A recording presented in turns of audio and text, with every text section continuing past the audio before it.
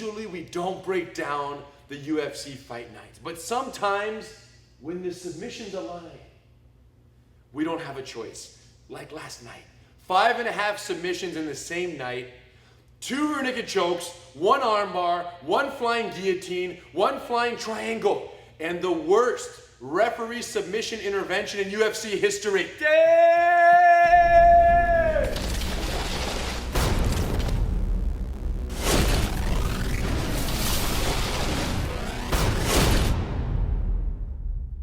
So I was out walking Choki, I get home, I turn on the TV, boom! Literally, boom! Flying triangle. Right away, took a little video clip, sent it to T-City. How'd you feel? You beat me to it. Tell us about it. You guys know that flying triangles are his thing. Man, flying triangles are my thing, and when I seen that, I was happy that the beautiful flying triangle was executed in the UFC. Jealous that it wasn't me. But I have some triangles coming soon. Boom, man, that was a beautiful flying triangle, and T-City will get his. This is dope. just the beginning. But talk about our boy Christos Gallegos. Christos, homie from back in the day. You guys fought in the early promotions. Man, we fought back in the days. We went all the way from respecting the cage. We both won our titles there. Went to RFA, won our titles there, fighting for nickels and dimes. Boom. And finally, both of us are in the UFC, choking people out in the first round. That's what's up. Congratulations, Christos. Beautiful first round rear naked choke finish over George de Oliveira. I felt that choke before, so I know what George is going through. Very respectable. And Christos has the heart of a lion, so we're very proud of him. Congratulations, bro. We can't wait to see you back on the mat and here choking people out. Leandro Silva versus Drew Dauber, you guys. This is where the controversy started in the evening. On one hand, we have situations like Mark Munoz's a couple weeks ago where the referee waits way too long to stop the fight. Mark was unconscious, ocular fixation, everyone could see from a mile away, and the ref is right there waiting for the tap out that never came until his opponent let go because he knew Mark was unconscious. On one hand. On the other hand, we have last night's situation. There was no tap. There was no unconsciousness. There was no even position of threat. And the referee stopped the fight. I'd rather the referee wait too long than intervene too soon. Do you agree? Agreed. If it's your neck, Wait. wait. Wait. If you're not 100% sure, wait. Here's why it was so confusing. Right, the front headlock right here. So in the small scramble right here, they get up, they pull guard. And Drew is on top right here. Leandro's on the bottom. But the problem is this, you guys. Guillotines, the correct defense for the guillotine is to pass the guard to opposite side of the choke. So if the choke is here, you go to this side. He did that. He only got caught in the half guard, which is no big deal. Generally, he's on the safe side. Because if I'm in the guard, the reason why it's so dangerous is because Brian's hips can go out this way. And now I'm in real danger. My neck is getting cranked into the choke right here. The benefit of being on the opposite side of the choke is Brian's hips try to do that again. He can't turn his hips the correct way. He's stuck facing me, so my neck is 100% safe right here. So here we had the situation where Drew was defending, fighting the hands right here. Chin was tucked, just relaxing 100%. Talk about the idea that he was just chilling and the ref might have thought something. Yeah, well, usually when you guys see it all the time in UFC, whenever someone goes to sleep and they're in the choke, what happens? The arm relaxes. Right. But I feel like he was too relaxed, and he knew he was going to get out soon because the hands. Right, he was relaxed because there was no threat. You're allowed to relax if someone's wrenching your neck, but there's no choke. Exactly. So that's what made us upset. Go back down. So here was where the confusion was. So, and they showed several angles, and the commentators all solid agreed that when he's here fighting, what happened was Drew's arm went from the hands to this position. What the ref doesn't realize is he only did that because Leandro's choke did not work and he let go. If you look from the other angle, the north angle, this angle, you see his hands relax. And what Drew is doing at this point is changing his grip to advance to a better control hold. And in changing his grip, the ref thought, go back, the ref thought that this to this was awake to asleep. And he didn't even see the backhand moving. The backhand came out as well. Everything came out. So it wasn't a matter of his hand going off for any other reason than when you get caught in a submission and you're about to escape a submission, you begin changing your grips because you want to control the person before they let go of the submission and escape. Yes. And you're allowed to advance your grips. But if every time someone advances their grip, they're going to stop the fight and give the submission to the bottom person who was in the inferior position and was certainly not in the favorable position, we're going to have a problem. I don't know the solution to this. What do you think? Better refs. The refs have to understand that if you're on the half guard opposite the choke in a guillotine, I could have my eyes closed, my eyes open, my hand tight, my hand asleep, or like this. I can be doing this and just be like relaxed over here. You can't stop the fight because I'm in a position where there's no threat to the choke.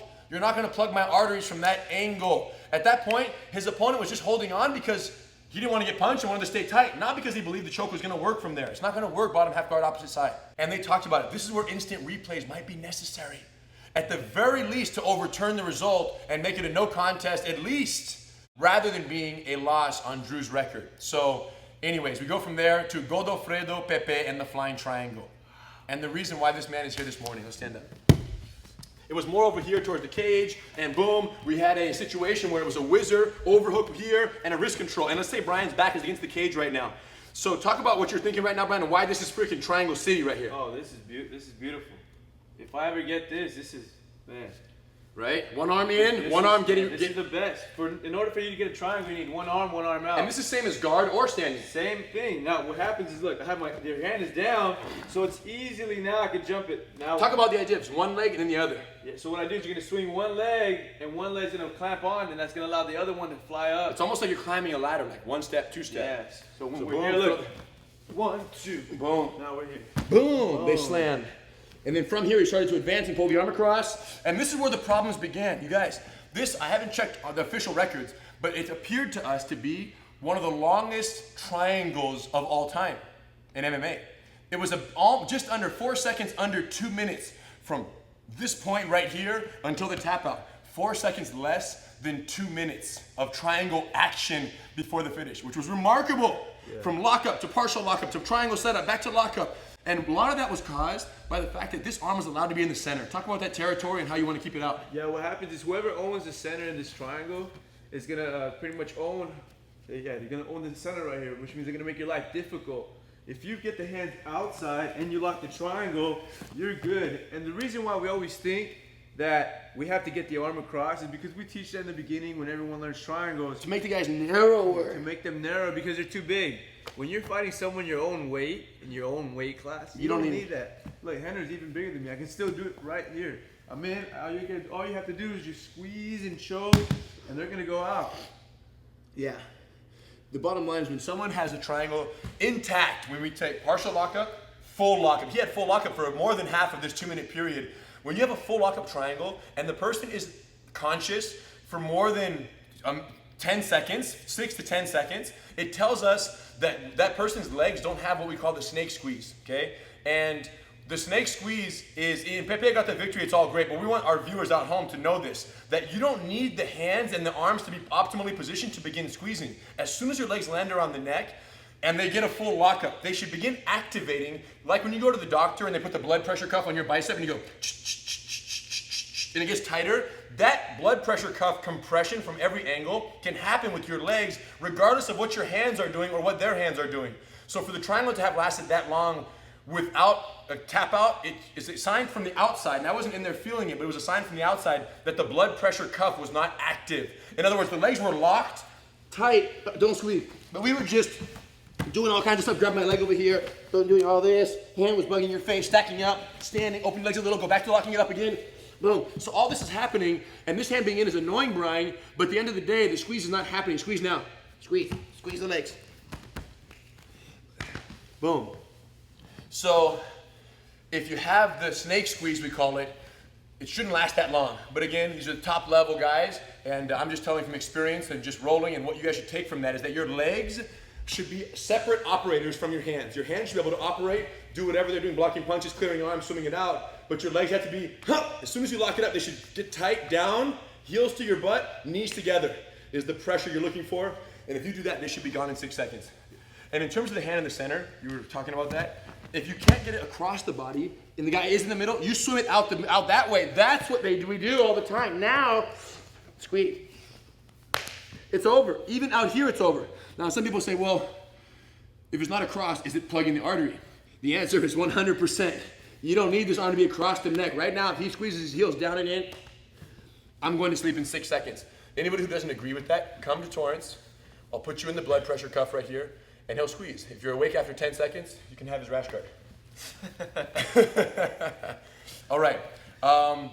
Gilbert Burns, Alex Oliveira, finished by armbar from the mount after a nice triangle from the mount attempt. Yes. It was a beautiful finish, and you can look it up somewhere and watch the whole sequence at the end. It was a nice mounted triangle attempt. What I want to talk about in that fight was the omoplata sequence in the third round that kept going and going and going and going before he actually landed in the mount and then finished it. And omoplatas in MMA in general, we already know that other than Ben Saunders, they pretty much don't happen, okay? So he's here, I forgot which arm it was, but he gets his hips out, creates a situation, he gets to here, boom. Here's the thing, you only have 2 arms. And in omoplatas, don't grab your thigh, just keep your glove right in here. What he tried to do several times is sit up, and he wants to invert this leg and go. The problem is this. The time between sitting up, this is the most important thing is inverted. If you can get the inverted leg, now his shoulder 1 second away from damage, if that makes sense. My hips are off the ground, his arm is done. The problem is, Brian, every time I sit up like this, when I say go, try to off balance me, and I'm gonna try to invert my leg. When Marcus said, go. He's gonna off balance me. And then I do it again, and I sit up, and he's gonna off balance me. Every single time. That's why omoplatas don't work in MMA. This guy, if he simply tilts me, I'm not gonna be able to get here, to here. That second transition to the inverted leg simply can't happen if this person's awake or conscious or has any kind of spirit. Now, if he has no energy, it's different. He'll just stay here and we'll get up. Like it was in Ben Saunders' case, he got here, got this arm, and then he literally just grabbed it and wrenched it forward. But nonetheless, guys are gonna keep tilting each other. So I wanna show one detail that will change your MMA omoplata lives forever. Don't worry about going up, bring them down. Let's change our angle, please. So let me get omoplata backwards here. Look at this, you guys. Instead of sitting up, when you're here, first thing, check the wrist, block the hip. And if they stay here for any period of time and you decide you want to go, we're going to rock up, okay? But before we do, check this out. Inside ankle control, cross hip control. 1, 2, rotate a little more. Look what I have right now. Now here's the deal. I'm not trying to sit up. Instead, I'm trying to, 1. Now rock me back. He can. Now I sit up and I break the shoulder. You guys, this one's gonna change your life forever. I'm telling you, omoplata went from a sweep 80% of the time to a submission 20% of the time to now it's a submission 80% of the time and a sweep 20 because of one detail, the bonus tip right here. Look, the inside ankle, rotate me, bro. Yes, so instead of trying to sit, try to knock me off balance right now, Brian, he can't because I'm already down, I'm not going anywhere. But if I hold this, keep the wrist, watch, from here, elbow get up, and my hand goes across the hip. And I hug his hip over here. Now, while stiff arming his leg, I'm not gonna pull Brian towards his knee. Spread your knee for base, because he's too strong. I'm gonna move and pull Brian over his shin. Explain the beauty of that. Yeah, you can't accommodate that movement right now. Right. Because you're thinking you don't want to fall down sideways and you want to get up. And I go like this. And the house is freaking broken.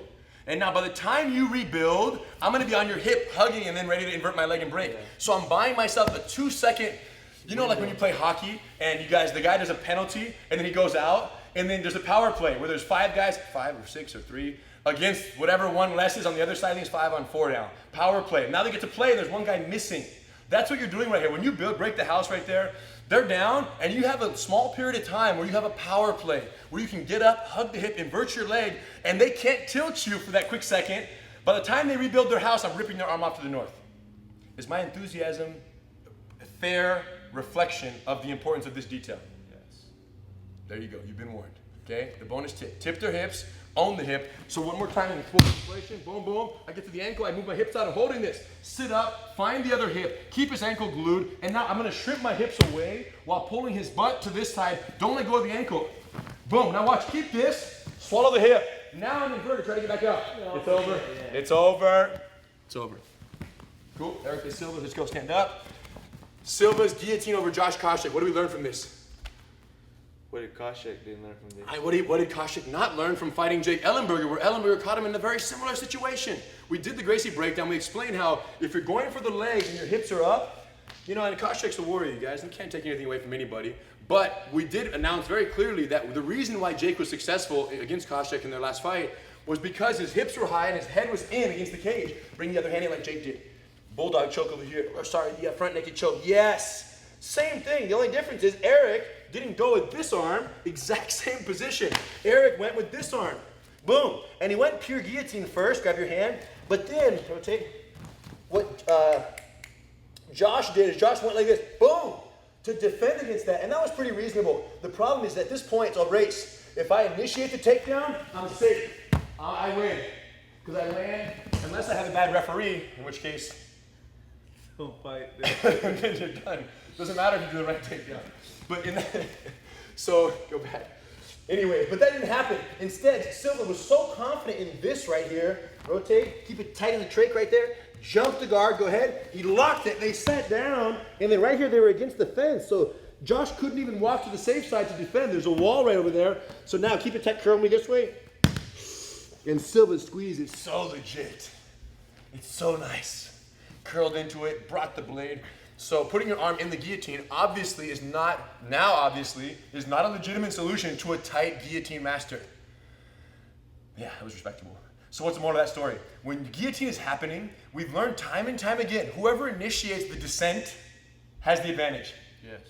If you jump guard, you initiate. If you don't jump guard, I'm going to take you down. I'm going to land like we saw in the previous one in Drew Dauber's situation. When he took him down, he landed in half guard. He kind of initiated that, got around the legs, landed in a safe position until the ref made it unsafe and called the fight.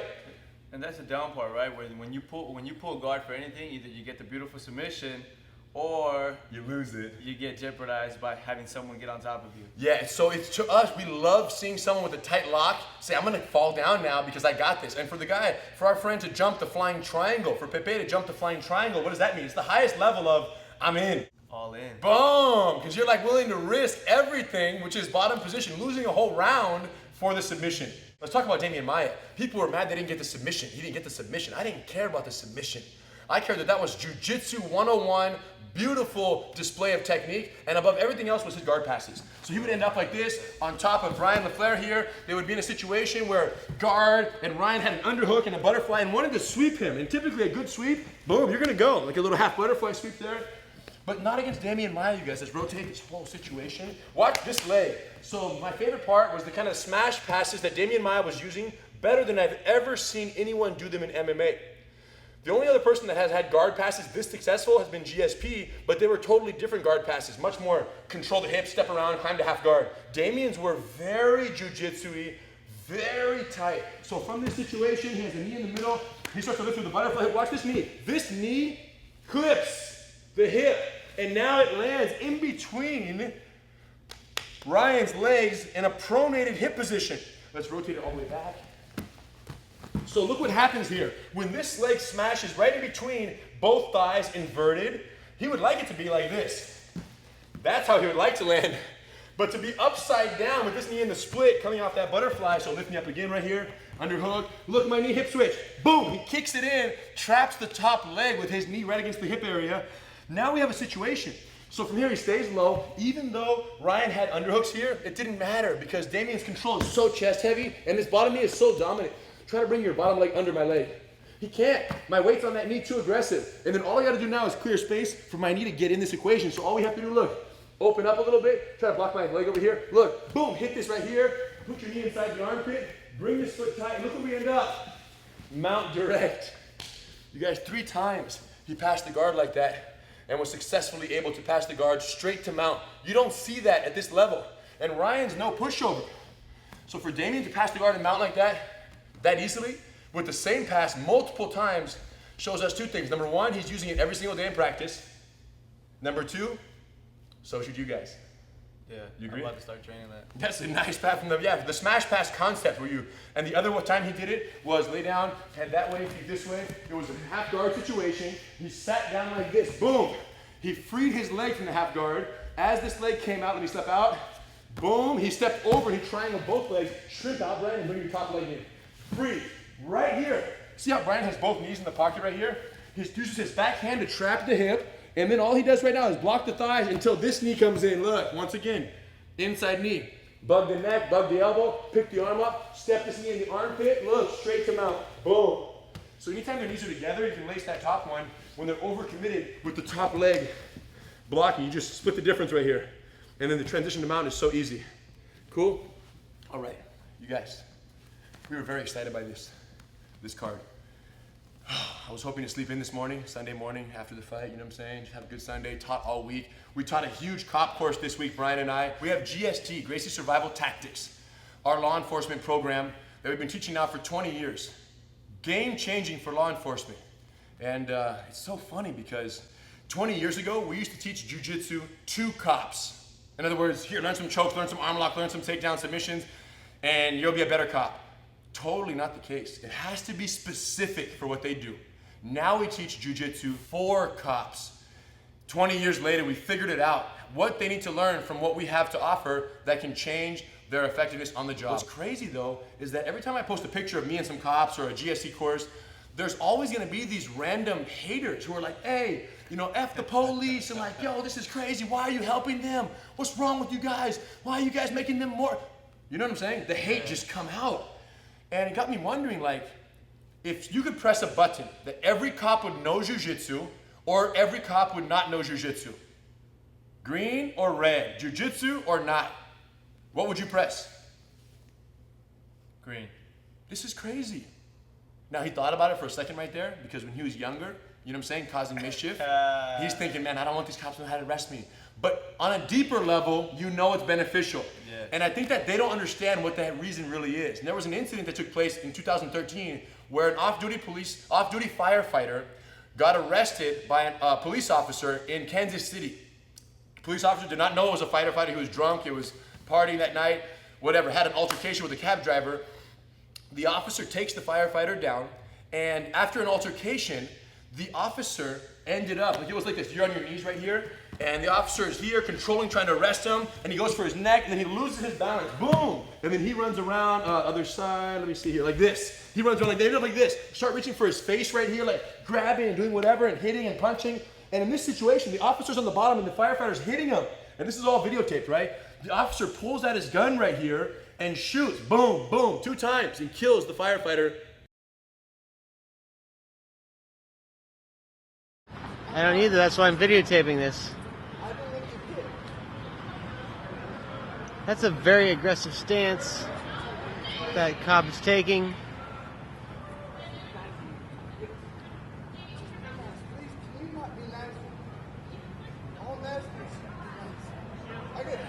Okay, I have to intervene. No, don't. Please. We're just getting it on video, it'll be okay. Hey! What did he do? What do you think? Do I look like I have to help here?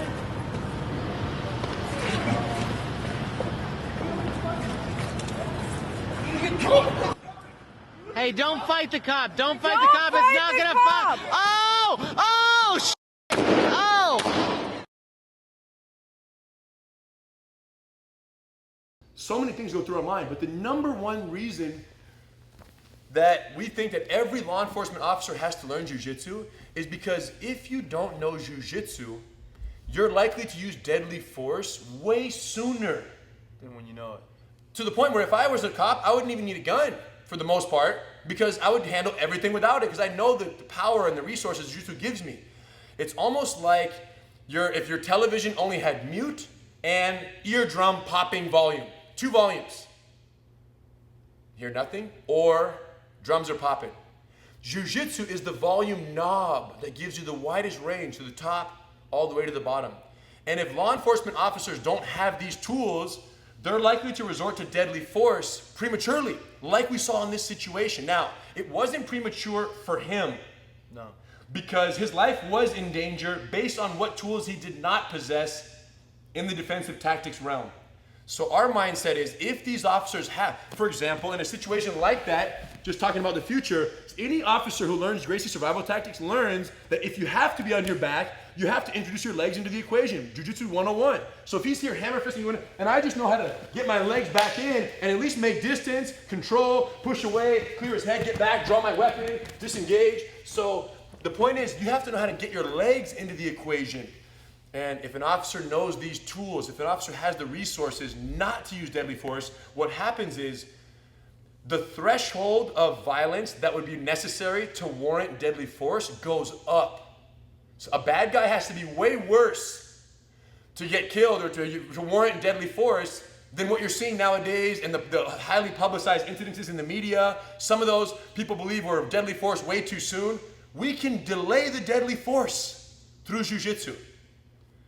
So if you're a cop hater, fine. Hate what you want, love what you want. That's your own personal opinion. You're entitled to that. However, think about this. If every law enforcement officer knew jiu-jitsu, would they be so quick to the gun if they had options? So now all the cop haters have to think too. Yes. This is good for everyone because, like you just said, if these guys, if cops don't have too much training or they don't know what to do, they're going to be violent Yeah. because they're scared. They're going to panic. When you get dropped in the ocean and you don't know how to swim, you get crazy and you drown yourself. You overreact. So what we try to teach law enforcement is how to tread water. float. Bottom of the guard, tread water. Bottom of side mount, stay close, manage the distance, manage those eye gouge and the punches. Don't shoot the person, just manage the distance, manage the damage. And with the limited amount of training hours that cops are given yearly, it's usually 4 to 8 hours per year. It's very limited. You can't make them professional fighters, but you can teach them principles of distance management, weapon retention, energy conservation, and learn how to tread water in the worst case ground fighting situations that would make sure that deadly force would not be needed so soon. Why are we excited about this? We just finished a week-long course. It was amazing. And we're teaching teachers. This is a train the trainer course, GST. 5 days, instructors getting certified to teach these techniques back at their departments to their colleagues. And we couldn't be happier doing it because we know that we're not teaching one person, we're teaching 250 officers. We're teaching 500 officers. We're teaching 3,000 officers in some big departments around the world based on the fact that we're reaching 2 or 3 instructors from that department. It's a force multiplier. So it's one of my favorite classes to teach, but I'm always kind of shocked by the amount of hate that we get after the fact from the public. Yeah. And I am thinking I'm doing a good thing, and they make me question myself. But I think I have some reason. Because if I can delay one incident of deadly force, which over the last 20 years, you know we have. If I can delay or prevent one incident of deadly force, it's worth it. So Brian and I are going to Baltimore City, May 4th through 8th, to teach another GST week-long law enforcement course, instructor certification. And then we're going to Seattle, Washington, June 1 through 5 to do the same thing over there. And then we have Arlington, Texas, and Norfolk, Virginia, and here back in Torrance. We have many courses throughout the year, but those are the next 2 in the next month or 2 that we're going to be doing. We'd love, if you're law enforcement or you know someone who is, send them our way. We'd love to certify them. It's a game-changing course. And even if you've done jiu-jitsu, it'll completely blow your mind how different jiu-jitsu is for law enforcement than it is for MMA or jiu-jitsu. Are you ready? Are you ready? Fight! This doesn't exist in real life. It's, hey, here's your ID back, sir. Nice to meet you. Thanks for everything. Boom! Knockout blow in one shot. You have to be ready for anything that comes your way. Of course, while I'm in Baltimore and while I'm in Seattle, we're also going to be teaching Gracie Jiu-Jitsu Mastery Seminars while we're there. Go to gracieacademy.com/seminars and you'll see the full listing of civilian seminars that we do while we're in the area teaching law enforcement. So we go travel and everybody wins. Most importantly, we're going to Hawaii. Oh, yes. Now, they might not be black belt surfers. But anyone can serve. In Hawaii, anybody can learn, okay? WBS, White Belt Surfing, takes place in Hawaii, June 17 through 24. Check out this video. If this doesn't motivate you, check your heart rate. Much respect.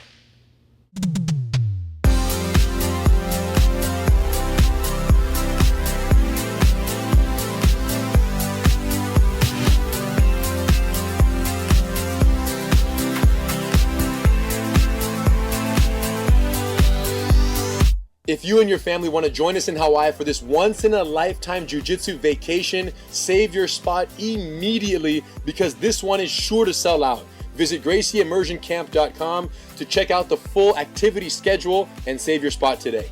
We'll see you on the beach.